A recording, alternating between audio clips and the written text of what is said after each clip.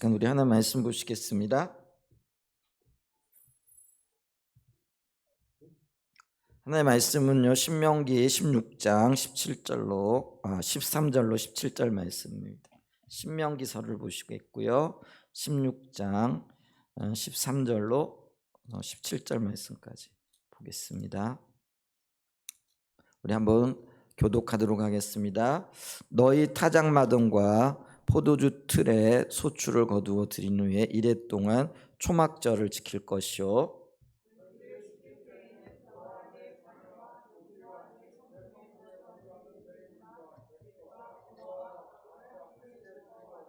내 하나님 여호와께서 택하신 곳에서 너는 이레 동안 내 하나님 여호와 앞에서 절기를 지키고 내 하나님 여호와께서 내 모든 소출과 내 손으로 행한 모든 일에 복 주실 것이니 너는 온전히 즐거워할지니라.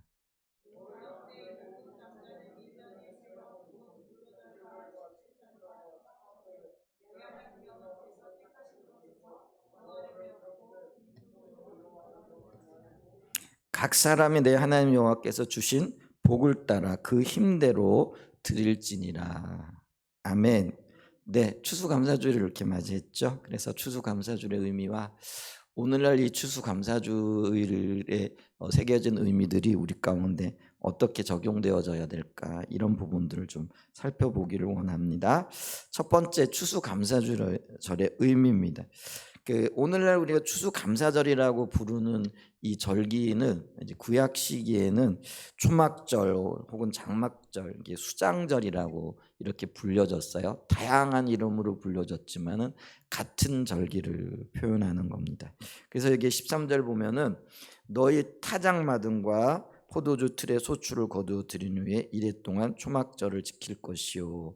그래서 이스라엘 백성들은 이렇게 농경 사회에서 농경 문화 가운데 있었잖아요. 근데 농경 사회에서 가장 나중에 이렇게 거둬들이는 농사가 포도주였다, 이렇게 얘기를 합니다. 그래서 그 포도주를 거둬들이고 또 그거를 이제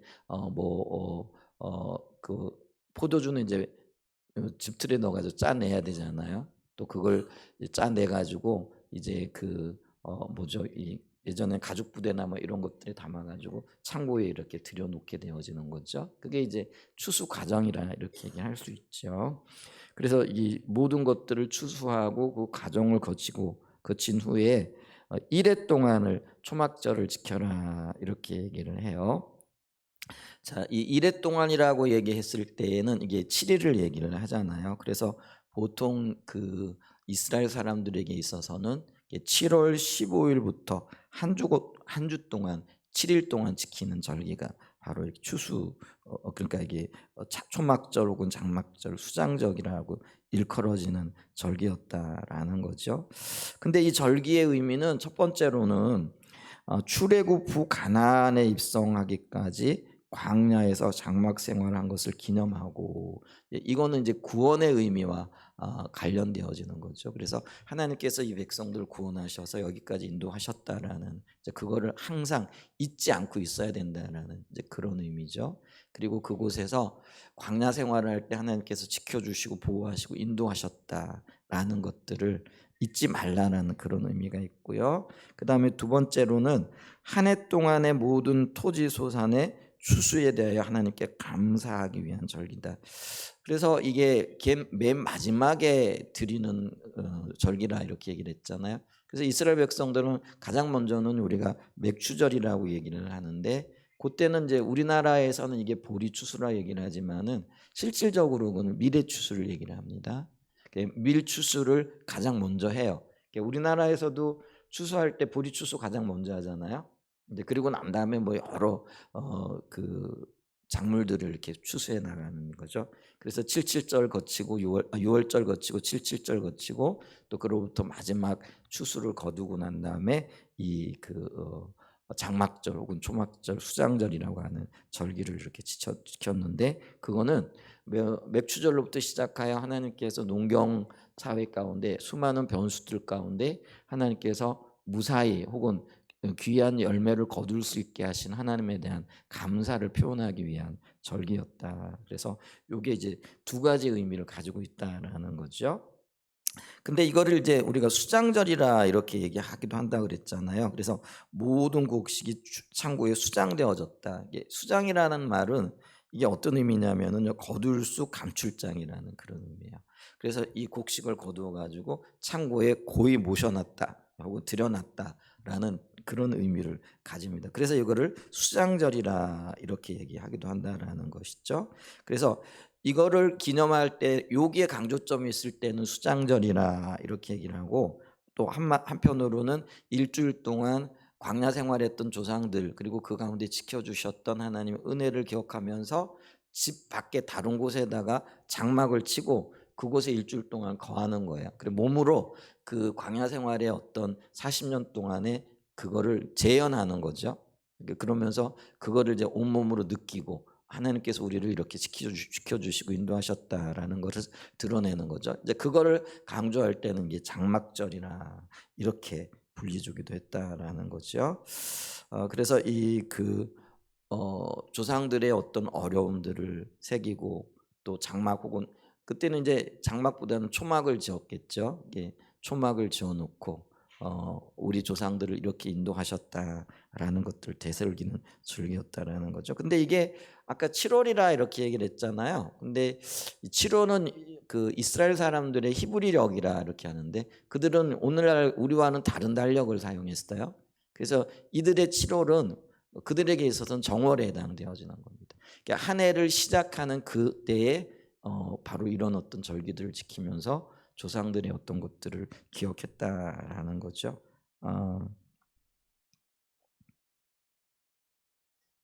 아닙니다, 아닙니다. 이게 6월절이 정월에 해당되어지고요.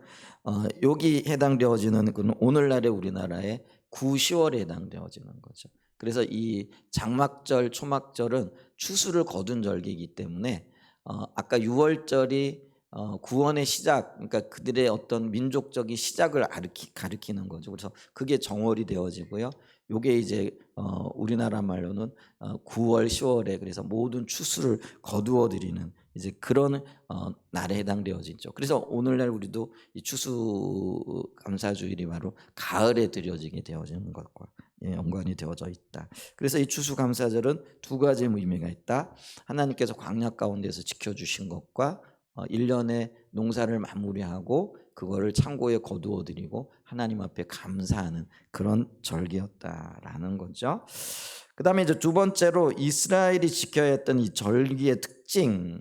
절기가요, 하나님께서 그 백성들을 가르치기 위한 혹은 그 백성들이 꼭 기억해야 될 어떤 하나님의 의도와 굉장히 밀접한 연관이 있다라는 거죠. 그래서 어떤 분들은 이스라엘의 절기를 보면은 하나님의 의도가 우리가 어떻게 살아야 할 것인가에 대한 하나님의 뜻을 이해할 수 있게 된다라고까지 말하는 분들이 있다라는 거죠. 근데 여기 14절에 보게 되어지면은 이제 절기를 지킬 때에 그들에게 요구되어지는 것이 있었는데 그게 뭐냐면은요, 너와 내 자녀와 노비와 내 성중에 거주하는 레위인과 객과 고아와 과부와 함께 즐거워하되 이렇게 얘기를 한다라는 거죠. 그러니까 요거는요, 맥추절도 마찬가지고 대부분의 절기를 지킬 때에 이스라엘 백성들에게 요구되어지는 요구사항이었는데 그 요구가 뭐냐면은요, 뭐 그 곡식 거두어드리고 혹은 잔치할 때 자기 가족들끼리 즐거워하고 기뻐하고 잔치 베푸는 건 당연한 거잖아요. 근데 여기 보면은 특이하게 뭐라고 얘기를 하느냐면 노비와 내 성중에 거주하는 레위인과 고아와 과부와 함께 요 단서 조항이 달린다라는 것이죠. 여러분 여기서 노비 혹은 객과 고아 뭐 과부 이들은요 이스라엘 사회에 있어서는요 지금도 마찬가지죠. 암만 해도 약자 편이죠. 약자에 구분되어질 수 있잖아요. 그런데 이들은 사회적으로 소외되고 또 경제적으로는 기반이 없는 이스라엘의 상대 약자들을 가리키는 거라는 거죠. 근데 이들이 이 절기를 지키고 잔치를 베풀 때에 결코 이들을 잊어서는 안 된다라는 거죠. 반드시 기억해야 될 그런 존재들이라는 것이죠.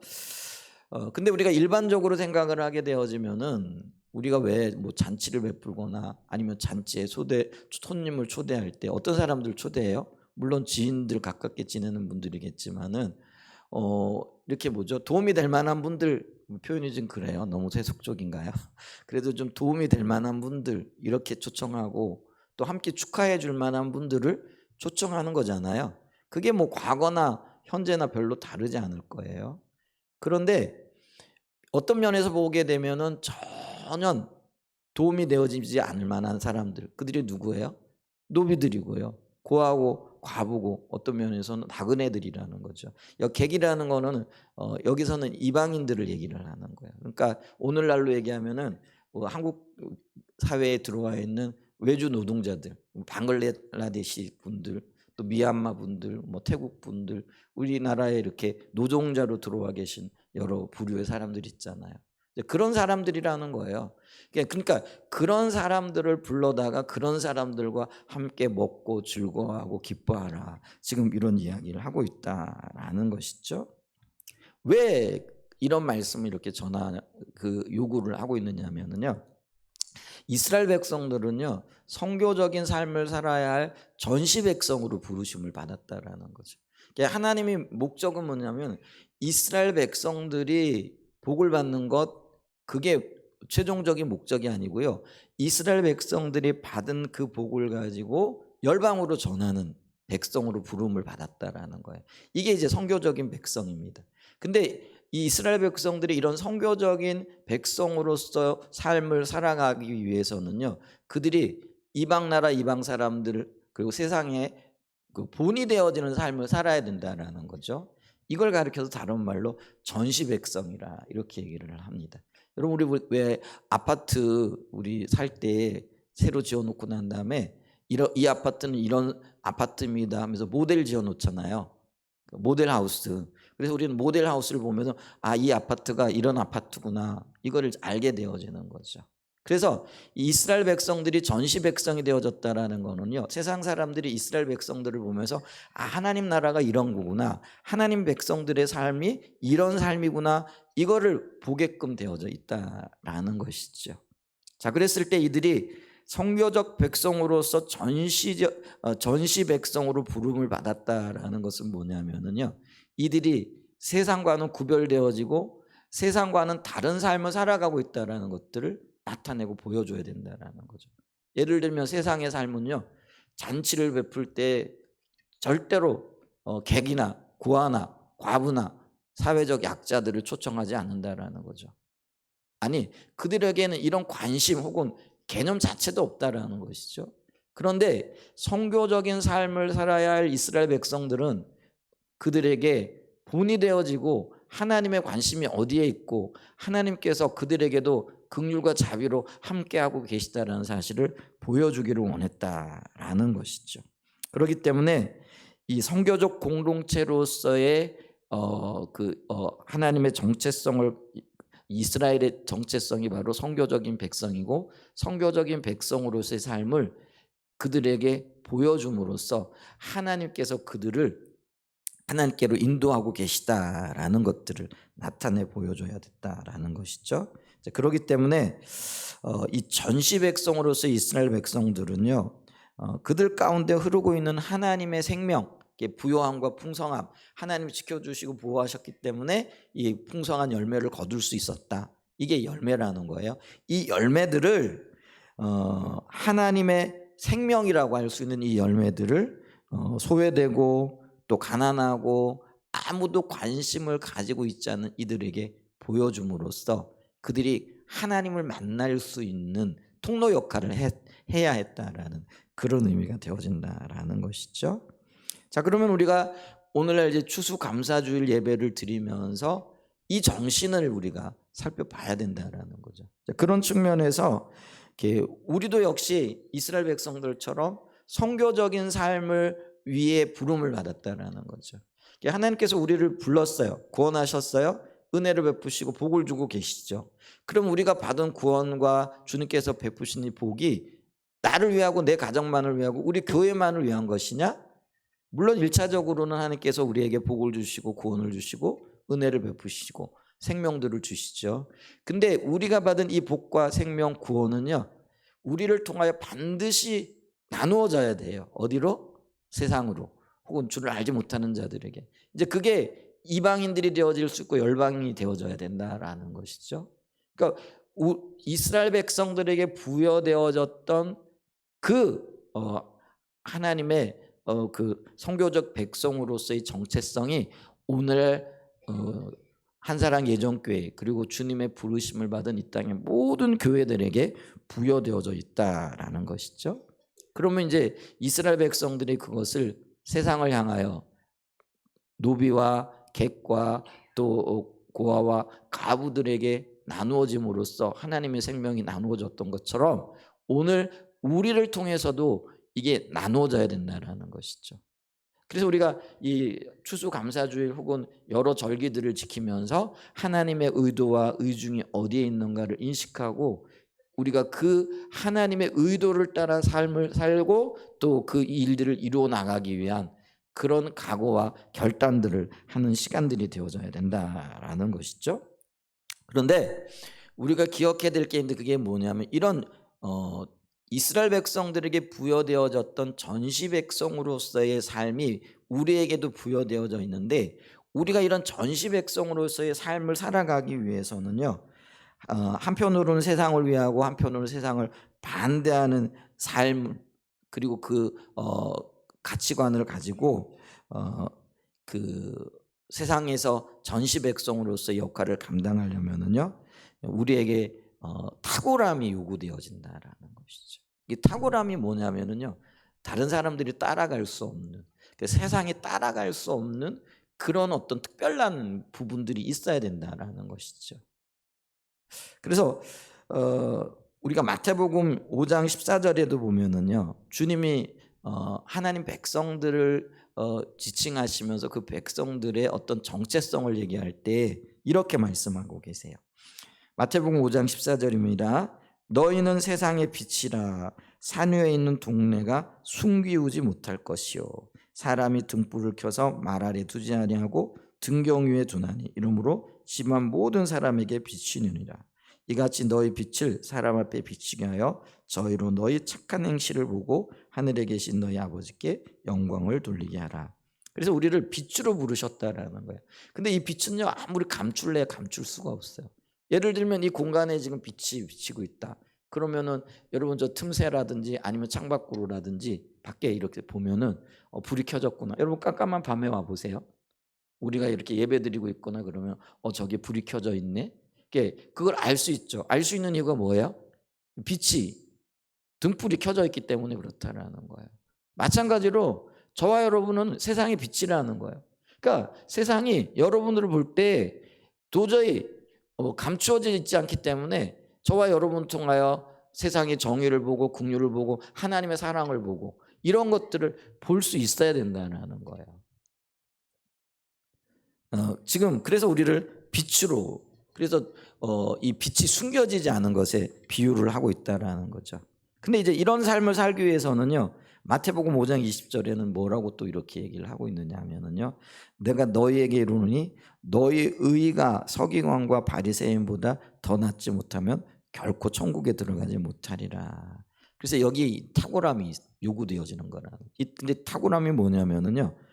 바리새인보다도 서기관보다도 더 나은 삶의 열매들이 있어야 된다라는 것들을 얘기를 하는 거죠. 그러니까 보세요. 우리가 빛으로 혹은 소금으로 이게 보면 마태복음 5장 이제 17절 이하에는 우리를 빛으로 보는 것에 대한 하나님의 언급이 있는데 우리가 빛으로 소금으로 세상 가운데 부름을 받았고 하나님의 선교적인 백성으로서의 삶을 살기 위해 그리고 전시 백성으로 살아가야 된다고 한다면은 우리에게 어떤 탁월함이 있어야 되는데 그 탁월함이 뭐냐면은요 종교적인 것 이상의 탁월함이 있어야 된다라는 거예요. 그러니까 여기 서기관들과 바리새인들은요 종교적인 사람들을 일컫는 거잖아요. 종교적인 행실과 의에 굉장히 뛰어났던 사람들이잖아요. 근데 이들보다 나은 것이 있어야 되는데 그게 뭐냐면은 저와 여러분들에게 있어서는 하나님과의 친밀한 관계 가운데에서 하나님의 마음을 알고 하나님의 뜻을 따라 살아가고자 하는 그 열정과 열망이 있어야 된다는 거죠. 그런 열망과 열정이 우리로 하여금요 도덕적이게 해요. 그리고 윤리적이게 해요.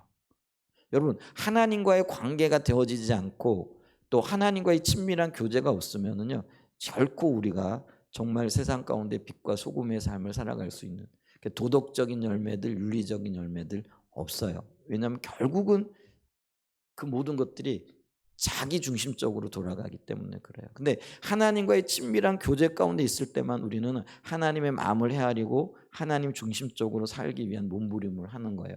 거기에서 연약할지 모르지만은요. 거기에 도덕적인 열매들, 윤리적인 열매들, 또 주님이 도우시고 함께 하시는 그런 은혜들이 함께하는 역사가 있게 되어진다라는 것이죠. 아멘. 그래서 우리에게는요. 세상이 가지지 못한 혹은 종교적인 어떤 열정을 가지고 있는 사람들보다 훨씬 뛰어난 의가 있어야 된다는 거예요. 그게 하나님과의 관계 속에서 나타나고 열매 맺게 되어질 수밖에 없다라는 것이죠. 근데 이제 그 이스라엘 사회는 농경 사회였잖아요. 농경 사회에서 누리는 그 하나님의 생명 혹은 열매, 그러니까 이스라엘 백성들이 선교적인 백성으로 부름받았고 전시 백성으로 살아가기 위하여 구별되어지고 그 구별된 하나님의 사람들에게 부어졌던 어떤 하나님의 열매, 그게 이제 하나님의 생명이라고 이렇게 얘기를 할 수 있잖아요. 근데 그게 추수 때의 그 풍성함으로 나타났다는 거예요. 하나님이 그 백성들을 지키시고 보호하시고 인도하셨다라는 의미가 되어지는 거죠. 여러분 우리가 이 말씀만 가지고는 이해를 못해요. 근데 이스라엘의 지리와 기후, 토지 환경을 이해하게 되어지면은요, 이게 이해가 되어진다라는 거예요. 그러니까 이스라엘 땅은요, 어떤 의미에서는요, 자연적으로는 농사를 지을 수 없는 땅이에요. 땅은 광야에 가깝고요. 어떤 면에서는 거칠고요. 그리고 농사를 지을 수만 있는 그런 환경이 아니었다라는 거예요. 그런데 하나님이 이른 비와 늦은 비와 그의 적절한 하나님의 은혜를 베푸셨다라는 거예요. 그러니까 보세요. 이들이 그 추수 때에 풍성한 열매를 거둘 수 있었다는 것은 하나님의 보호와 인도하심이 있었다라는 거예요. 왜요? 그들이 전시 백성으로서 이방인들에게 혹은 고아와 과부들과 나그네들을 함께 즐거워하고 입히고 어떤 면 그들과 함께 즐거워할 수 즐거워함으로 하나님의 영광을 나타낼 수 있도록 그들에게 하나님께서 은혜를 부으셨다라는 그런 의미예요. 그러니까 풍성한 추수 자체가 그들에게는 기적과 같은 일들이었다라는 거죠. 그래서 하나님이 그들에게 생명을 지금 붓고 계셨다라는 거지요. 근데 오늘날에는 우리가 우리나라 같은 경우도 이스라엘처럼 척박한 기후, 척박한 땅 이건 아니죠. 그리고 또 오늘날에 농사 짓는 분보다는 이 직장 생활을 하고 또 다른 일들을 하시는 분들이 훨씬 더 많잖아요. 그러면은 이게 오늘날 우리에게는 어떤 의미로 다가와야 되느냐라는 것이죠. 근데 환경은 다르고요. 농사를 안 지을지 모르지만은 농경 사회에 베풀어 주셨던 하나님의 어떤 은혜 그리고 어떤 기본적인 개념에서 하나님과의 관계에서 나오는 은혜의 어떤 본질적인 측면은 다르지 않더라라는 것이죠.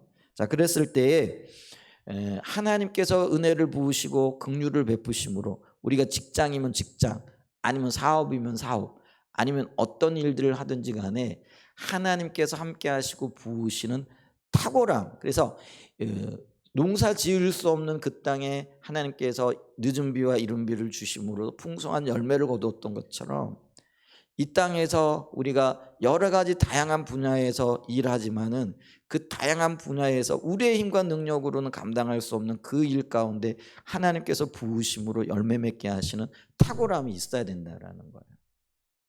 그리고 이 탁월함을 가지고 우리는 세상 사람들을 섬기고 세상 사람들을 품을 수 있고 그들을 하나님께로 이끌고 그들에게 하나님을 나타내고 보여줘야 된다라는 거예요. 아멘. 아까 얘기가 나왔으니까 예를 들게 우리 우집사님 일본에까지 가셔가지고 경진 대회를 해가지고 금상을 타셨다 이렇게 얘기를 하죠. 물론 본인이 굉장히 노력하고 애를 썼고 그간에 성실하게 일해 오셨던 어떤 열매이들이긴 하죠. 근데 여러분 우리가요 성실하게 살아왔다고 해가지고 반드시 그게 드러나고 열매를 맺고 많은 사람들에게 박수를 받을 수 있는 그런 어떤 것들이 되어지느냐? 안 해요. 여러분 우리 삶을 살아왔잖아요. 그게 아니더라고요. 그러면은 그 과정 중에는 반드시 하나님이 은혜를 베푸셨고 함께 하셨고 하나님의 생명으로 함께 역사하심이 있는 거예요. 여러분 우리가 여기까지 살아오면서 내 힘과 내 능력으로 내가 열심히 하고 내가 부지런히 어떤 일들을 하고 내가 그러면 그 내가 부지런히 열심히 했던 어떤 그런 열매들 결과들이 나와야 되잖아요. 근데 그렇던가요? 땀 흘렸다고 해 가지고 반드시 그 땀 흘림의 대가가 주어지는 게 아니에요. 그러기 위해서는요 너무나 많은 변수들이 있더라는 거예요. 근데 이런 변수들 가운데 하나님께서 은혜와 긍휼을 베풀지 않으면은요 열매를 맺을 수 없는 거예요. 아까 이스라엘 백성들 추수감사주일에 베푸신 그 풍성함, 그 탁월함들이 하나님의 생명과 관련이 되어진다 그랬잖아요. 우리나라를 한번 예를 들어보죠. 우리가 농부들이 씨를 뿌려요. 그러면은 씨를 뿌렸을 때 비가 와줘야죠. 그다음에 또 뭐 그 때를 따라 적절한 어떤 햇볕도 비춰야 되죠. 근데 어떤 때는요 한 달 내내 비만 오고 햇볕이 안 비치네요. 어떤 때는요 한 달 내내 햇볕만 비치고 비는 안 오네요.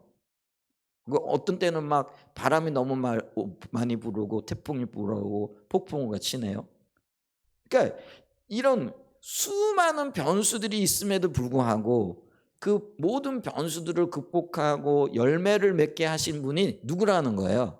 하나님이라는 거예요. 그게 하나님의 은혜고 긍휼을 베푸셔서 이 특별하고도 아름다운 열매를 거두게 하셨다라는 거예요. 근데 우리의 삶에도 그렇다라는 거예요. 부지런히 노력하고 부지런히 애를 쓰고 땀 흘리고 있는 힘을 다해 살아와요. 그렇게 안 사는 사람들이 어디 있겠어요? 그 삶은 진지하니까. 그렇게 진지하게 살잖아요. 근데 그렇게 애쓰고 노력하고 힘썼다고 해가지고 그 노력하고 애쓰고 힘쓴 그대로의 어떤 열매들이 내가 기대하고 내가 고대했던 그대로 맺혀지느냐라는 거예요. 절대로 그렇지 않아요. 너무나 많은 변수들이 있다라는 거예요. 근데 그 수많은 변수들 가운데에서도 하나님이 지키시고 은혜를 베푸시고 함께 하셔야만이 우리가 열매를 거둘 수 있고 이게 하나님이 함께 하셨다라고 고백할 수 있는 것들이 되어진다라는 거예요. 여러분 우리의 힘으로 안 돼요. 그럼 여기 하나님의 은혜가 있어야 되는데 이 하나님의 영역이 바로 탁월함이라는 거예요. 그러니까 우리가 그걸 인정하고 그걸 우리가 받아들여야 돼요. 그리고 그걸 주님께 구해야 돼요. 아멘? 오해는 없으시기 바랍니다. 우리 우집사님이 노력 안 하고 애써 안 쓰고 힘도 안 썼다 이게 아니에요. 그럼에도 불구하고 하나님이 여기에 주신 은혜가 있어야 된다라는 거예요. 모르겠어요. 그날 열심히 노력하고 경진대회 나가려고 그러는데 음식을 잘 못 먹었어. 배탈이 났어. 그러면 나갈 수 있어요? 없어요? 이게 별거 아닌 것 같지만은요. 그 모든 영역에 하나님의 은혜와 하나님의 긍휼과 하나님의 도우심이 함께 하시더라는 거예요. 이게 있어야 되는 거예요. 이 플러스 알파가요. 우리 그리스도인들에게는 탁월함이 되어지는 거예요. 이 경험이 있어야 되고요. 이런 것들을 우리가 인정하고 받아들여야 되고 고백하고 꼭 그런 것들로 인하여 베푸신 하나님의 생명을 우리가 보여주는 거예요. 저와 여러분이 따라서 해보세요. 전시백성. 전시백성이에요. 세상 사람들이 우리를 보고 있어요. 안 보는 것 같죠? 다 보고 있어요. 보고 있단 말이에요. 그래서 우리는요. 움직이는 모델 하우스예요. 그래서 세상 사람들이 우리를 보게끔 되어져 있는 거예요. 근데 그 사람들에게 하나님의 사랑과 하나님의 긍휼과 은혜를 나타내기 위해서는 아까 얘기했던 이 탁월함이 우리에게 있어야 된다는 거예요. 저 사람들은 우리하고 좀 다른 것 같은데 그리고 저들을 보니까 우리하고는 다른 방식으로 살아가. 근데 그게 뭐지? 이거를 우리가 보여줘야 된다는 거예요. 근데 세상 사람들과 똑같은 모습 뭐 저들과 우리 별로 다를 거 없네. 뭐 특별한 특징도 없고 오히려 우리보다 못하네. 윤리적으로 도덕적으로 경험적으로 이 모든 영역에서 에이 저런 사람들이 뭐야. 교회 다니는 사람들인 것 같은데 우리보다 더 못하잖아. 이러면은 전시백성으로서의 삶을 살아갈 수 있을까요? 없을까요? 전혀 없다라는 거죠. 그렇기 때문에 우리는요 하나님과의 친밀한 관계 가운데 그리스도인으로서의 탁월함을 나타내야 되고요. 그 탁월함이 있어야 된다라는 거예요. 그 탁월함은요. 우리가 세상에 속하였으되 세상이 속하지 않은 하늘나라 시민으로서의 그 우리의 본분, 정체성을 인식하고 그 정체성을 나타내기 위하여 하나님의 긍휼과 자비를 구하고 도움을 구하고 하나님과 동행하고자 하는 그런 몸부림이 있어야 된다라는 거예요. 그 몸부림이 바로 훈련의 영역이기도 한다라는 거예요. 이런 삶이 하루아침에 열매 맺게 되어지고 하루아침에 이루어지는 게 아니라는 거예요. 그래서 우리는요, 세상 사람들이 살아가는 방식과는 전혀 정반대의 삶을 살아가야 돼요. 그게 탁월함이에요. 그래서 주님이 말씀하시는 거예요. 너희에게 이게 왼뺨을 찍어도 오른뺨 돌려대라는 거예요. 너희 겉옷 달라 그러면 속옷까지 주라는 거예요. 너희 오리 가자 그러면 심리 가자라는 거예요. 여러분, 세상 사람들은 오리 가자 그러면은요, 미쳤냐 이렇게 반응하겠죠. 도움을 요청하는 거죠. 근데 우리 그리스도인들은요, 심리를 가져야 된다라는 거예요. 겉옷 내놓으라 그러면 이 날강도야. 이게 세상의 어떤 반응이라는 거예요. 근데 우리는 뭐예요? 아, 그래요? 더 필요한 거 없어요? 이게 탁월함이라는 거예요. 왼쪽 뺨을 돌려치는데요. 그러면은요, 이게 미쳤어? 이게 세상의 반응이라는 거예요. 그런데 우리는 뭐예요? 아, 왜 그러세요? 혹시 뭐 내가 더 돌어줘야 될 거 있나요? 그러면서 오른쪽 뺨을 내미는 게 이게 그리스도인의 탁월함이라는 거예요. 근데 이게 쉽겠느냐라는 거예요. 쉬워요, 안 쉬워요? 안 쉬워요. 그러니까 몸부림이 필요하다는 거예요. 그러니까 우리가 주님 앞에서 뭐예요? 몸부림치고 은혜를 구하고 긍휼을 구하고 훈련을 받아야 되는 이게 있다라는 거예요. 그래서 하루아침에 되어지지 않은 거지만은 훈련과 연단, 하나님과의 지속적인 관계를 통해서 조금씩 변화되어지고 또 조금씩 다듬어지는 은혜가 있는 거예요. 이렇게 되어질 때요, 우리는 세상에 속했지만 세상에 속하지 않은 하나님 나라의 시민권자로서요, 탁월한, 그게 이제 윤리적으로 도덕적으로 어떤 세상에 대해서 모델적인 대안을 제시할 수 있는 그런 공동체, 그런 믿음의 사람들로 세워질 수 있다라는 거예요. 자, 그러면은 우리가 이 모델 공동체로서의 삶의 특징들이 어떠해야 될 것인가, 이런 것들을 좀 제가 몇 가지를 좀 생각을 해봤어요.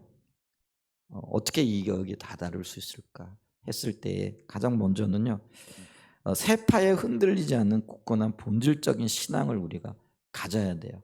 세파라는 거는 세상적인 가치관과 세상 문화예요. 여러분, 우리가 얼마나 지금 세상적인 가치관과 세상적인 문화에 찌들어 살고 있느냐라는 거예요. 근데 우리는 뭐예요? 이 세상적인 문화, 세상적인 가치관들에 대해서 단호하게 아니다라고 말할 수 있어야 되는 거죠. 지난주에 우리가 10월 27일 날 광화문 광장에 모여 한국교회가 포괄적인 차별금지법, 동성애는 안 된다, 그게 가정을 파괴하고 하나님의 질서를 무너뜨리는 거다. 이 세상은 그렇게 가고 있잖아요. 그런데 그게 아니라고 용감하게 외칠 수 있어야 되는 거죠. 그게 우리의 삶이 되어져야 된다라는 거죠. 근데 그러기 위해서는 우리가요, 무엇보다도 하나님과의 친밀한 교제 가운데 있어야 된다라는 거예요. 그래야 하나님의 의중과 의도를 알고, 의중과 의도를 알아야 세상이 요구하는 것과 하나님이 요구하시는 것이 다르다라는 것이 분별되어질 수 있다라는 것이죠. 그래서 우리가 이 모델적인 전시 백성으로서의 삶을 살아가기 위해서는 가장 먼저 저와 여러분들에게요, 하나님과의 친밀한 교제, 그걸 우리가 신앙의 본질이라고 얘기를 하잖아요. 그리고 십자가의 복음의 삶이라고 얘기하잖아요. 이 신앙적인 영역에서 저와 여러분들이 흔들리지 않는 반석 위에 세워져야 돼요. 이게 안 되면은요, 왔다 갔다 하는 거예요. 이 말을 들으면 이렇고 저 말을 들으면 저렇고. 예수님 시대에요, 예수님을 따라다녔던 수많은 그런 제자들. 근데 그 제자들을요, 예수님은 뭐라고 얘기를 하느냐면요, 표면적인 제자들이라고 얘기를 해요. 근데 그들은 뭐예요? 예수님의 말씀을 들으면 예수님의 말씀이 맞는 것 같아서 아멘 해요. 근데 곧바로 가가지고 바리새인들과 서기관들의 말을 들으면은 그것도 맞는 것 같으니까 거기서도 아멘을 하는 거예요. 그러니까 여기 갔다가 저기 갔다가 이렇게 생각해 보면 이게 맞는 것 같고 저렇게 생각해 보면 저게 맞는 것 같고 누구 얘기를 들어보면 이게 맞는 것 같고 또 다른 사람의 얘기를 들어보면 이게 맞는 거죠. 여러분, 그거는요 진리에 굳건하게 서지 못한 거예요. 우리는 진리에 굳건하게 서야 되는데 그 진리가 말씀의 토대에서 성령과의 교제 가운데 하나님의 인도를 분명하게 받는 거라는 거예요. 그게 우리의 본질적인 신앙이 되어진 거예요. 십자가 복음의 토대 한 신앙이 되어져야 된다라는 거죠. 아멘. 여러분 우리요 주님 찾아야 돼요. 그래야 우리가 이 신앙 위에 굳건하게 설 수 있다라는 거예요. 그래야만이 전시 백성이 될 수 있다라는 거예요. 또 하나는요. 예배에 있어서의 간절함이 묻어나는 그런 저와 여러분 공동체가 되어져야 된다는 거죠. 예배는요 결국 하나님과의 만남이잖아요. 그 예배에서의 간절함이라는 거는 하나님을 만나고자 하는 하나님과 동역하고 동행하고자 하는 그 간절함이 있어야 된다라는 거예요. 여러분이 간절함이 있으면은요 여러분 그 예수님 시대의 그 백성들이 말씀에 대한 목마름이 있었죠. 그러니까 예수님이 들녘에 계시다라는 얘기가 들으니까 3일 길을 걸어가지고 찾아가잖아요. 제가 그 결혼을 하고 제 아내 덕분에 처음으로 비행기 타고 태국이라는 곳을 갔거든요. 근데 물론 이제 그 태국에 선교사님들이 먼저 가셔가지고 이제 그 선교를 하고 계시는데, 근데 이제 우리가 거기 가가지고 제 아내가 그때 어린이 전도회 일을 하고 저도 이제 어린이 전도회 사역을 돕고 있었기 때문에 그쪽과 관련이 되어서 가니까 와서 이제 집회를 좀 해달라 이런 이제 요청을 한 거예요. 그래서 이제 사람들을 모았어요. 근데요 제가 가서 깜짝 놀란 게 그 산족들이죠. 15일 정도를 걸어가지고 집회에 참석하기 위해 왔다는 청년들이 있더라고요. 저는 그때는요 그게 뭐 이렇게 특별한 일이고 간절한 일인지 몰라서 그냥 당연한 줄 알았어요. 근데 지금 곰곰이 생각해 보면은요 말씀을 듣기 위해 가지고 혹은 어떤 특별한 집회, 여러분 그때 제가 신학교 다닐 때 있고 제 아내 그때 이제 갓 30이 된 너무나도 어떤 면에서 보면은 부족한 종들이잖아요. 그러니까 그런데 그 부족한 종의 말을 듣겠다고 혹은 그 집회에 참여하겠다고 그 태국에는 산족들이 있더라고요. 저기 트라이앵글 지역에 이렇게 보니까 치앙라이, 치앙마이 지금 이렇게 기억나는 건 이제 그 다른데 그 라오스, 미얀마, 태국 이렇게 국경 지역인데 산이 진짜 깊더라고요. 그 세 나라가 만나는 이제 그런 지역이었는데 그러니까 산 속에 그러니까 산족들이 흩어져 사는 거예요. 근데 그들이 복음을 받아들였어요.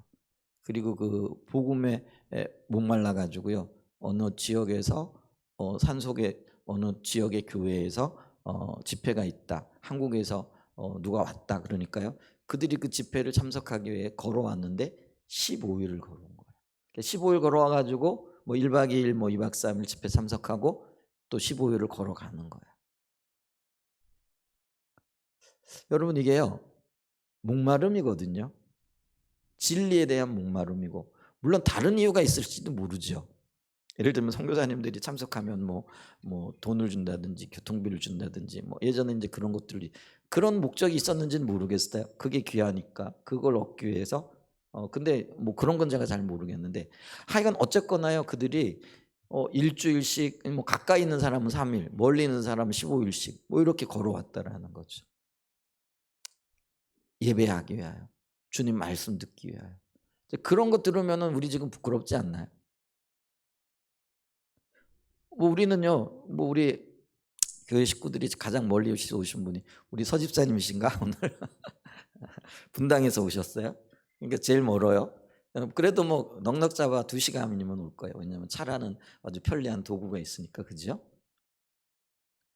근데 물론 그들은 걸어왔기 때문에 산을 넘고 산을 건너 물을 건너왔기 때문에 15일이지만은 여러분 그 간절함이요 다르잖아요. 근데 우리 여기 가까이 계신 분들은 15분이면 오잖아요. 근데 그것도 힘든 거죠. 그 갈망이 없고 열망이 없는 거예요. 주님을 만나고 주님의 길을 발견하고자 하는 그 예배에 대한 갈망과 갈증이 저와 여러분들에게 있어야 돼요. 그리고 삶 속에서 주님의 통치와 인도를 받고자 하는 그분이 우리의 주권자가 되시며 왕이 되시고 그렇기 때문에 내 삶을 주님 앞에 드리고자 하는 그런 열망이 그게 예배라는 거예요. 제가 여러 가지 이제 관계들 가운데 제가 이제 돌아보니까 이제 20 몇 년을 목회를 했고 안수받은 지 이제 20 한 4, 5년 돼 가는 거죠. 목회를 하는 가운데 다양한 부류의 분들을 만났고 다양한 종류의 분들을 만났잖아요. 근데 이 다양한 분들을 종류의 분들을 만나면서 느끼고 있는 게 뭐냐면은요. 많은 분들이 하나님과의 관계에 있어서 그의 왕대심, 그러니까 하나님의 주권적인 통치 아래에서 하나님의 어떤 주권적인 그리고 그 주권 앞에 들어가는 질서의 문제를 이해하지 못하고 계시는 분들이 너무나 많더라는 거예요. 그러니까 이게 이해가 안 되어지니까요. 그러니까 결국은 주님을 못 만난 거예요. 신앙이 자라지도 않을 뿐만 아니라 그 신앙이 늘 방황하는 신앙이 되어지더라는 거예요. 여러분 이 예배라는 건 주님을 만나고 주님을 만난다라는 거는 주님이 그분의 우리의 삶의 왕이라는 걸 인정하는 거예요. 그리고 그분의 주권과 그분의 질서 앞에 우리의 모든 것들을 드려야 되는 거예요. 그럴 때에 우리가요 온전한 하나님의 통치 가운데에서 주님을 만남의 감격과 기쁨 그리고 그 삶에서 맺어지게 되어지는 열매들을 맺게 되어지는 거죠. 예배는 주님과의 만남이고 그 주님과의 만남이라는 거는 주님이 나의 통치자의 주권자 되심을 인정하고 사모한다라는 그런 의미가 되어지는 거예요. 아멘. 여러분 그래야만이 우리가 전시 백성으로 살아갈 수 있어요. 수많은 대가들이 요구되어지고 있는 시점에서 주님이 나의 왕이 되시지 않는데 어떻게 내가 전시 백성으로서의 삶을 살아갈 수 있겠느냐라는 거예요. 여러분 주님과의 만남을 추구하십시오. 그리고 주님이 나의 왕 되심을 인정하십시오. 이게 전시 백성으로서 살아갈 수 있는 탁월함이 되어진다라는 것들이죠. 그 다음에 이러한 주님과의 만남 속에서 나오는 세 번째가 뭐냐면요. 우리의 주님 앞에 드려지는 그 삶의 그 정직이라는 거죠. 그러니까 다른 말로 하면 도덕적인 열매와 윤리적인 열매들이 있어야 된다라는 거예요. 주님을 만나면은 주님 우리의 삶의 주권자 되시고 모든 것들이 우리가 주님 안에 있는 것들이 알게 되어지면은요. 우리가요 어딜 가든지 정직해야 되겠죠. 어딜 가든지 정결해야 되겠죠. 어딜 가든지 우리가 하나님 앞에서 자기를 살필 수 있어야 되겠죠. 그래서 있잖아요. 그리스도인들은요. 당연히 도덕적으로 윤리적으로 정직하고 정결하고 어딜 가든지요. 빛과 소금의 삶으로 나타내지게 되어져 있다라는 거예요. 그러니까 그리스도인들은요. 거짓말 안 해요. 선의의 거짓말도 안 해야 돼요. 손해 봐도요. 정직해야 돼요. 장사를 할 때도요. 이거 손해 보면서 팔 수 없잖아. 이게 아니고요. 손해 보면서도 팔아야 돼요. 세금 내야 돼요. 또 뭐 해야 돼요. 그걸 해야 된다라는 거예요. 그게 우리가 살아야 할 삶이라는 거예요. 그리고 그것이요. 세상 사람들과 다른 그런 어떤 도덕적인 기준을 갖는 거예요. 세상 사람들은요. 법이 있어도 어떻게 하면 그 법을 피해갈까? 그들의 그 도덕이 그거예요. 근데 우리는 뭐예요? 그 도덕보다도 더한 하나님의 기준 앞에서 그 세상법보다도 더한 하나님의 기준 앞에서 우리를 세우는 거라는 거예요. 그러니까 세상 사람들이 볼 때는요. 이게 도대체 이 사람들이 어떻게 살아가는 거예요? 이런 이야기가 나올 수밖에 없게끔 되어져 있어야 된다라는 거예요. 그러니까 우리는요. 예배 공동체로서 예배 가운데 주님을 만나고 주님을 만나게 되어지면 주님을 만나는 그 기준 가운데에서 우리의 삶이 정결해야 돼요. 정직해야 돼요. 거룩해야 돼요. 그러니까 이런 탁월함이 있어야 된다라는 거예요. 물론요. 목사님 그럼 한 번도 거짓말 안 하세요? 저 거짓말 많이 했어요. 앞으로도 할지 모르겠어요. 근데 이런 의식을 가지고 있어야 된다라는 거예요. 내가 그리스도인이야. 정직해야 돼. 그래서 어떤 위기가 와도 내가 좀 손해본다고 할지라도 뭐 넘어지는 일들이 있을지 모르지만 큰 손해가 온다라고 할지라도 그래도 정직해야 돼. 여기서 용기를 내보는 거예요. 그래서 주님 은혜가 필요해요. 그러면서 주님께 구하고 나가는 거예요. 아멘? 이게 우리의 탁월함이라는 거예요. 세상이 어떤 면에서는요. 넘볼 수 없고 흉내낼 수 없는 탁월함이 여기에서 나와야 된다는 거예요. 아멘. 근데 주님과의 관계가 안 되어져 있고 또 선교적인 백성으로서의 전시 백성으로서의 어떤 가치관이 정립이 되어 있지 않으면 이게 안 된다라는 거예요. 그다음에 우리가 네 번째로는요.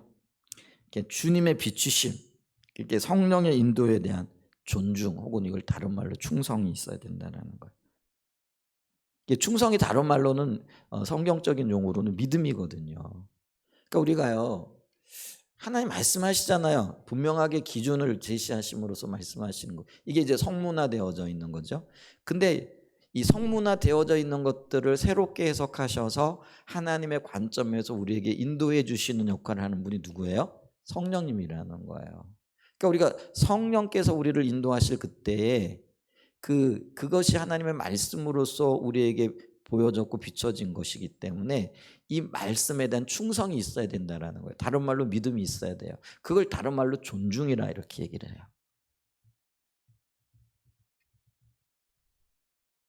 이게 없으면은요, 우리의 삶은 뒤죽박죽이 되어질 거라는 거예요.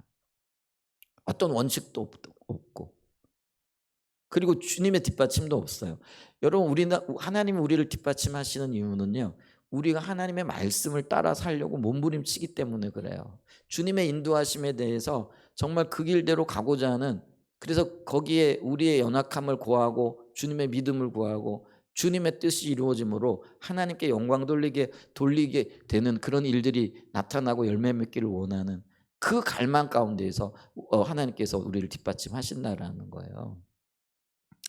여러분 보세요. 베드로가 무리를 걷는 최초의 사람이 되어졌어요.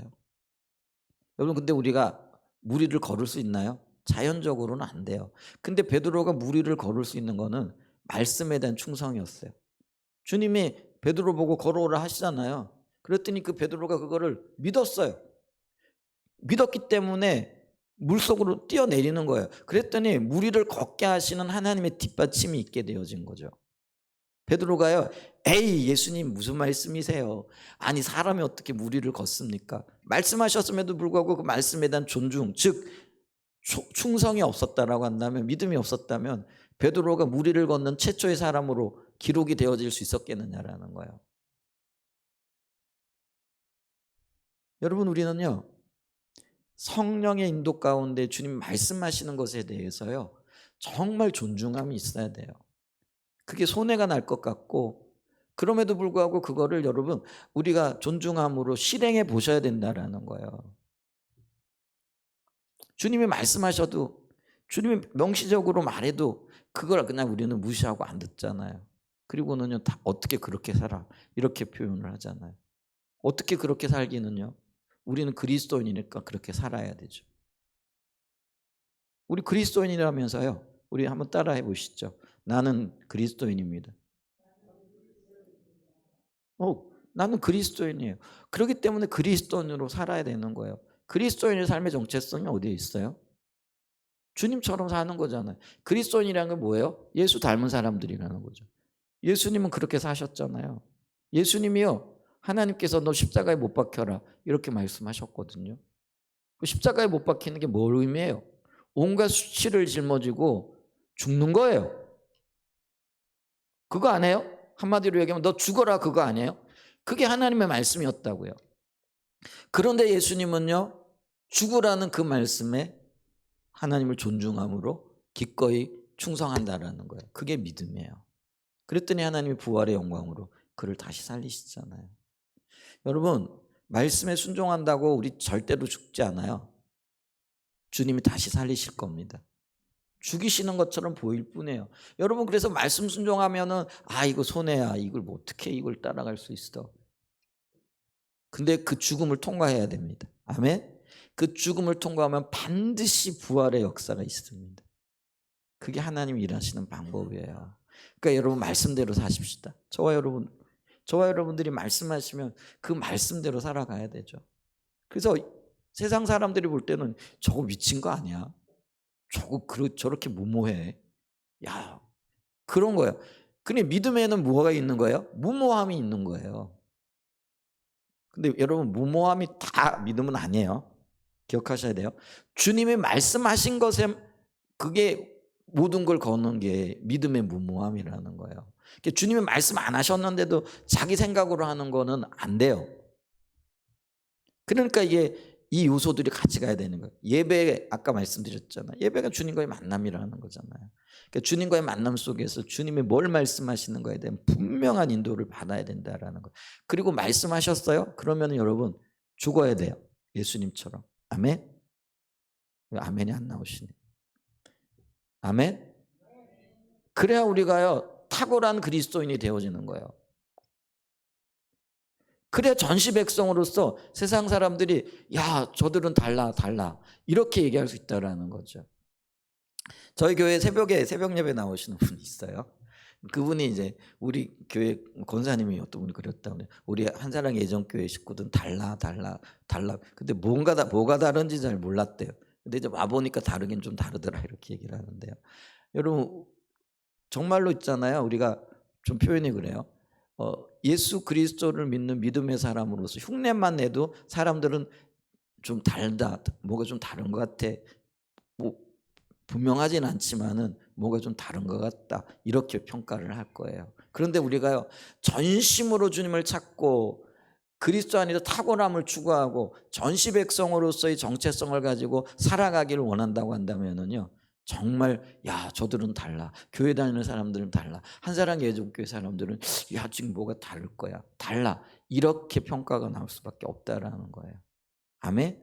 그게요. 지금 하나님께서 그 추수감사주를 주면서 세상은 다 외면했던 노비, 가난한 자들, 고아, 과부 그들을 불러 모아서 함께 잔치하고 즐거워하게 하시는 의미라는 거예요. 아멘. 그러니까 이방 나라들이 볼 때는 저 이스라엘은 이상해. 뭐 왜 놀라면은 잘 나가는 사람하고 놀아야지. 함께 즐거워하고 기뻐하고 잔치해야지. 지금 누구하고 잔치하고 기뻐하고 하나님의 뜻을 이루어가는 거예요? 고아, 노비, 가난한 사람들, 세상에선 전혀 인정해주지 않는 그들을 지금 그들과 함께 즐거워하고 기뻐하라는 거예요. 이게 전시 백성으로서의 삶이고 탁월함이에요. 세상에서는 관심 안 가지는 그런 사람들에게 관심을 가지고 그 일을 이루어가는 거예요. 그게 그리스도인으로서의 탁월함이라는 거예요. 아멘. 우리는 탁월함을 가져야 됩니다. 그리스도인으로서. 아멘. 자, 그 다음에 세 번째로 우리가 생각해 봐야 될 게 그게 뭐냐면요.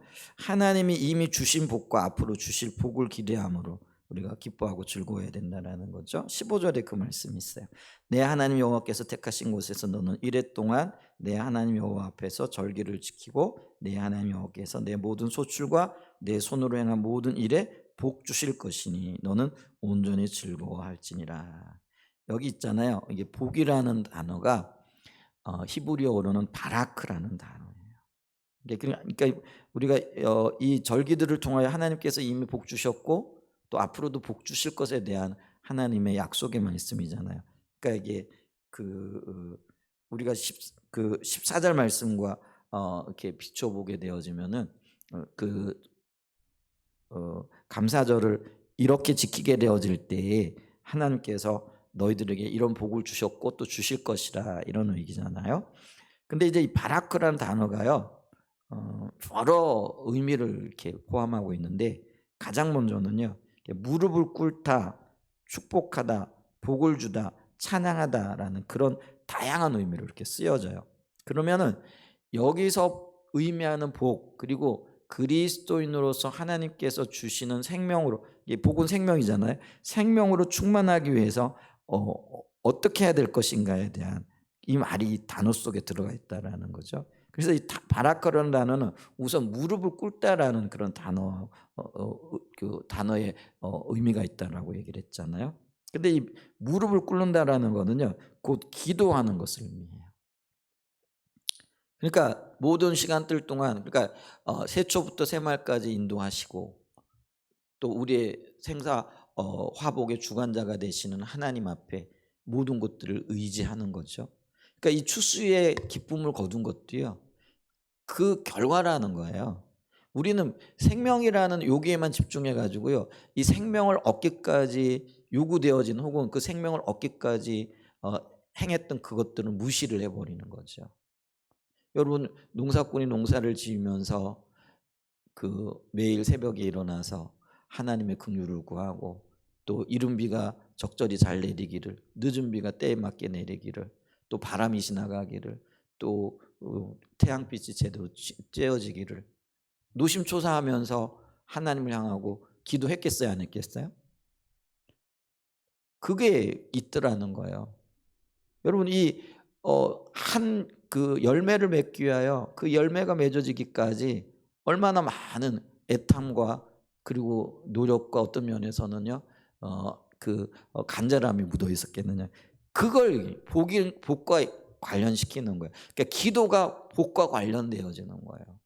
주님 찾는 것, 무릎 꿇는 것, 그게 결국에 복이라는 거예요. 여러분 우리가 기도하지 않고 어떤 열매들이 하나님 응답이 있기를 기대하면은 순이 그 도둑놈 심보잖아요. 근데 하나님이 물론 은혜로 긍휼로 불쌍히 여기시긴 하지만은 여러분 보세요. 눈물로 기도했고 혹은 자녀들을 위하여 가정을 위하여 눈물로 기도한 그 기도의 열매들이 10년 후에 20년 후에 나타나는 거예요.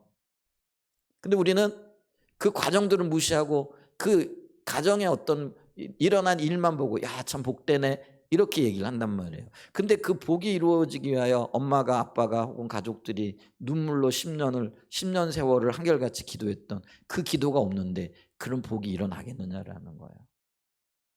그래서 이 바라크라는 단어에 무릎을 꿇는 거, 그러니까 기도와 이 말씀이 연결되어진다라는 거예요. 기가 막히지 않으세요?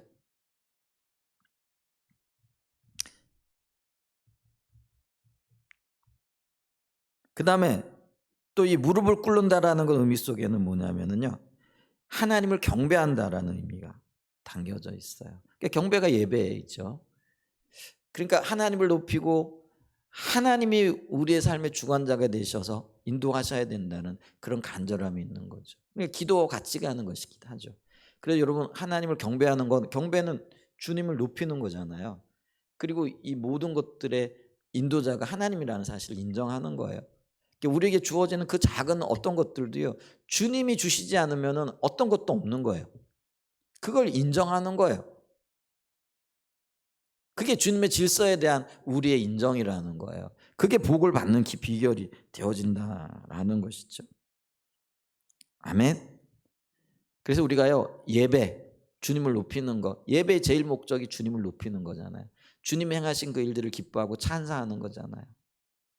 그것을 우리가 게을리하지 않는 은혜가 있기를 간절히 소원해 봅니다.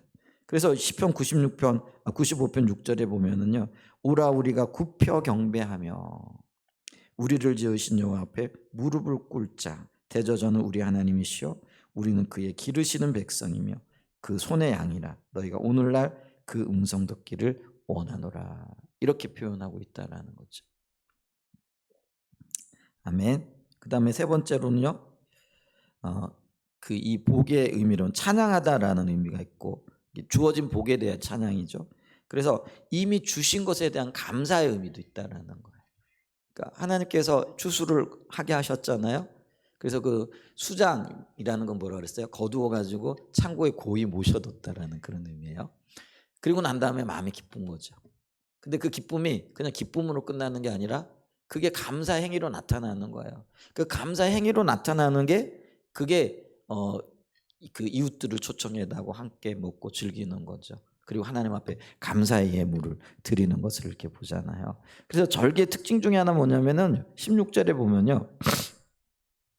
우리 오늘 본문 16절 좀 비춰주세요.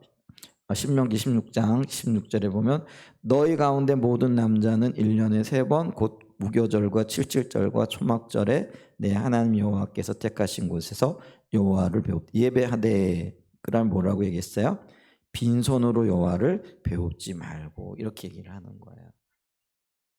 감사 예물을 주님 앞에 드리라는 거예요. 여러분 근데 이러면 예물 돈 얘기하는 거야? 지금 돈 얘기를 하는 게 아니고요, 하나님 앞에 감사함으로 살아가야 된다는 얘기를 해요. 근데 그 감사의 마음이 뭘로 나오는 거예요? 가족 이웃들을 초청해다 베푸는 거예요. 그리고 하나님 앞에 그 감사의 표현을 하는 거예요. 그게 예물로 나타나는 거라는 거예요. 여러분 말로만 하는 거는요. 주님이 주님 앞에 별로 의미가 없다라는 거예요. 주님은요. 그 감사의 의미 지켜주시고 인도하신 거 삶의 여러 정황들과 여러 역경들 가운데서 인도하신 그 하나님에 대한 분명한 표현을 요구하시는 거라는 거예요. 그래서 주님이 여기 지금 빈손 들고 오지 말라는 거예요. 주님이 지켜주시고 인도하셨고 은혜 가운데 함께 하셨는데 그게 주님께 영광 돌리고 감사의 표현이 되어지고 하나님께서 기뻐하시는 그런 일들이 되어지는 거라는 것이죠. 그래서 여러분 감사절을 지키면서 우리가 하나님 앞에 적은 예물이죠. 뭐 주님이 베풀어 주신 것에 비하면 뭐 얼마나 되겠어요? 그래 반드시 감사를 표현하는 거죠. 그렇게 주님 앞에 영광을 돌리는 그런 일들이 있게 되어지는 거죠. 그래서 이 복이라는 것, 그래서 바라크라는 단어 가운데는 이런 다양한 의미가 있다라는 거예요. 그게 복과 연결되어지고요. 그리고 여기 또 한편으로 이렇게 보게 되어지면은요, 이렇게 15절에 뭘 얘기를 하고 있느냐면 온전이라는 표현을 지금 하고 있어요. 15절을 보면 온전히 즐거워해라 이렇게 얘기를 하잖아요. 이 온전이라는 원어 의미는 히브리어가 아크라는 단어예요. 그래서 이 온전이라는 아크라는 단어는 반드시 참으로라는 그런 의미를 갖고 있어요. 그래서 마음껏 충분히라는 그런 의미도 있어요. 그러니까 내 마음껏 즐거워하고 주님 앞에 주님께서 베풀어 주신 이 복들을 인하여 기뻐하고 또 마음껏 주님 앞에 감사를 표하고 마음껏 이웃들과 함께 즐기라는 거예요. 그러니까 이 얘기는 다른 의미도 있어요. 그게 뭐냐면 인색함으로 하지 말라는 의미도 있어요. 그러니까 말씀이 이렇게 돼 있으니까 뭐 이웃을 초청해다가 예를 들면 이웃을 초청하는데 이 이웃이 누구예요? 수나그네 뭐 가난하고 배고프고 사회적인 약자죠. 그러니까 이 사회적인 약자들을 데려다가 베풀고 잔치를 베푸는데 베푸는 입장에서는 돌아올 게 있어요, 없어요? 아무것도 없잖아요. 그러니까 좀 손해 보잖아요. 보는 느낌. 예를 들면 우리가 뭐 세상적인 입장에서 좀 표현이 좀 그래요. 우리가 잔치를 할 때 부주를 주고받고 하는 것도 그런 의미잖아요. 내가 요만큼 줬으니까 당신도 나중에 올 때 요만큼 가지고 와야 돼. 이게 은연중에 사회적인 어떤 약속이잖아요. 그런 것들이 있어요, 없어요? 그리고 우리가 나는 했는데 만약에 안 가지고 오면 서운해요, 안 서운해요? 안 당해 보셨어요? 저는 아직 안 당해 봤어요. 모르겠는데. 나는 맨날 했는데 누가 안 해. 뭐 이게 결혼식을 하거나 뭐를 하는데 나는 때마다 챙겼는데 근데 그 사람은 안 해. 서운할까요, 안 서운할까요? 서운하겠죠. 그게 세상 이치라는 거예요. 근데 여러분 보세요. 가난하고 사회적 약자들을 근데 이런 게 아예 성립조차 안 하는 거예요. 그러면은 이때 에이 돌아올 것도 없는데 이러면서 좀 인색한 마음이 들까요, 안 들까요? 들 수 있잖아요. 근데 주님이 그것도 싹을 죽이시는 거예요. 어떻게 하라는 거예요? 온전히 하라는 거예요. 그런 거 대가 그런 거 생각하지 말고 전심으로 온전히 인색하지 않게 이웃들과 즐기고 하나님 앞에 드릴 수 있는 만큼 드리고 그리고 너는 그걸로 인하여 기뻐하고 즐거워하라는 거예요. 아멘. 이런 말까지 하면은 여러분들이 또 어떻게 생각할까 모르는데 목회자로서 여러분들을 제가 보면서 특히 절기 이런 건 굉장히 인색해요, 여러분들. 저도 인색하지. 그냥 뭐 얼마 그냥 주머니 있는 거 이게 아니고요. 1년을 돌아보시면서요. 1년을 하나님께서 이렇게 인도하셨네. 그게 있어야 되는 거예요. 근데 한번 우리 돌아보자고요. 솔직하게. 저 자신도 포함되어지는 거예요. 참 우리가 하나님 앞에 인색해. 그러면서 교회도 이게 제가 점점 인색해지려고 하는 것 같아서 마음이 참 아픈데 이제 우리가 몇 년 전에만 해도 이제 교회 추수감사절 헌금 드린 건 그게 얼마가 되어졌던 뭐 해외 선교를 위해 썼든 이웃을 위해 썼잖아요. 근데 이제 교회를 이렇게 합치고 난 다음에 교회 재정이 이렇게 넉넉하지 않은 것 이것도 좀 잘못된 부분이긴 한 것 같은데 그러니까 이제 교회 재정으로 들어오는 거예요. 그러니까 베풀지를 못하는 거예요. 그러니까 저도 이번에 참 고민해 이게 참 어떻게 해야 되나 하는 생각을 하게 되는 거죠. 그러면서 인색하지 말아야 되는데 하는 생각도 해보게 되어지고요. 우리가 주님 앞에서요, 주님을 바라보고 믿음으로 살아가고 또 믿음 안에서 주님이 기뻐하시는 쪽을 택해 나가는 그런 은혜가 있었으면 좋겠어요. 아멘. 주주 감사주의를 지키면서 우리 안에 이 온전함이 충분하게 기뻐하고 즐거워하고 그런 은혜, 이제 그런 우리를 돌아보는 귀한 은혜가 있었으면 참 좋겠다 싶습니다. 올 이 한 해를 돌아보면서 주님 여기까지 인도하셨습니다. 그게 표현되어지고 또 그걸 인하여 기뻐하고 또 이웃들과 함께 즐거워하고 또 전시 백성으로서 그걸 나누는 거죠. 그래서 전시 백성이 되어지기 위해서는 우리 안에 믿음의 탁월함이 있어야 됩니다. 이런 것들을 추구함으로써 이제 한사랑 예정교회를 보고 저분들은 좀 다르다 이렇게 볼 수 있는 그런 어떤 열매들을 맺는 그런 귀한 은혜가 저와 여러분의 생애 가운데 있으시기를 예수님의 이름으로 간절히 축복하고 축원드립니다. 아멘. 우리